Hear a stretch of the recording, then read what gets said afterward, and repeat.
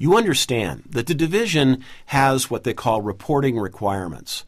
In other words, they need to know where you are. If you have physically moved to a new location, they need to have your physical address, and they want this information within 10 days.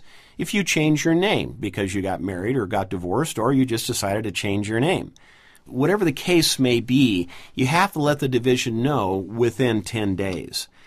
Also, if you've been convicted of any criminal offense, you have to let the division know. Now, if you filed a personal bankruptcy and you're a broker, you have to let them know.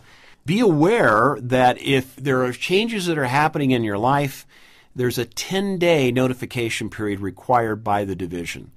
They're pretty rigid on this. If you're a day or so late, you don't want to do that. But if you're 6 or 8 months late, you really don't want to do that. Just keep in mind that if you change your address, if something changes in your life as far as convictions go, if you change your name, the division needs to know. It's very important. And one other thing, from a practical note, the division many times will try to get in touch with you by email. Perhaps that's how you're going to get your newsletter from the division, or perhaps that's how they might notify you of a license expiration that's coming up, that sort of thing.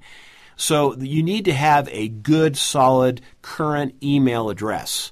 I would heartily recommend to you that you do not use your company email address. For example, rick@hotdogrealtors.com, unless you own Hot Dog Realtors, but don't do that, because you might change your affiliation, go for a different brokerage firm, and forget to tell the division. Not that that is one of the required things, but it's one of the things that they're not going to be able to get a hold of you if they don't have the right email. So use a personal email that belongs to you. Don't use one that, this belongs to someone else that might change. Maybe your brokerage picks up a franchise and they change everyone's email and you forget to let the division know. Use one that you control, that you have. That's a practical note, and it's not on the test, but it's something that could affect you if the division's trying to get a hold of you by email and they can't get a hold of you. There's a lot of information you studied on violation of rules, and a rule starts with the letter R. So it might be R162-6-1. It might be R162-6-1. Well, that's a rule that the commissioners have put into place, something that you're supposed to abide by. And they also have standards of practice that go with those. All of these rules and standards of practices can be viewed and perused at the division's website. This is the definitive source of all the rules and regulations that govern your activity. If you're looking at an old printed set of rules that are 2 or 3 years old, occasionally rules change or they get redefined. And as that happens, the division is meticulous in making sure that the website is updated. It is a definitive source.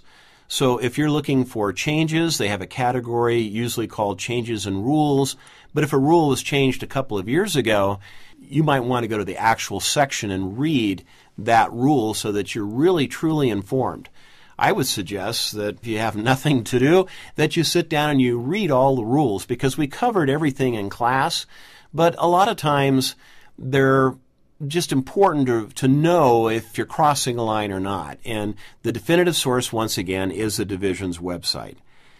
There's a lot of definitional things you're going to have to know, and there's about 400 terms that you really don't use that much in common language that are important for you passing the real estate exam, and important for you having a basic founding, your feet on the ground, so you're not going to get in trouble in real estate as well. False devices, for example, is not a term you use a lot out there in the real world, but false devices are anything that's not true. False tax returns, false bank statements, anything like that. But there's a list of these things. Make sure that you have a good handle on the vocabulary under Utah law. Okay, someone's really nice and they give you a lead. Maybe it's a neighbor of yours who has a brother who wants to sell a house. You go talk to the brother, and sure enough, they list the house with you. Wonderful. You want to reward your neighbor, your friend, for giving you that referral. Can you give them something? Sure. Thank you card might be appropriate, a hearty handshake, and maybe just a sincere thank you might be appropriate enough. But you've decided you want to go beyond that and give them a monetary reward as well. Your neighbor does not have a real estate license. Can you give them a gift basket or maybe Cineplex movie tickets and dinner or things like that? You can if it is for a non-solicited referral. Now, let's clarify this. We're always telling people, oh, I'd love a referral, so hey, you're soliciting referrals all the time. That's not what the division means. What they mean is that you've entered into some sort of a bird dog or finder's fee arrangement with this person where you say, hey, every time you give me a lead, I'll give you some money.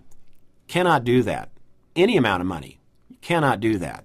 You can give them an unsolicited gift for an unsolicited referral.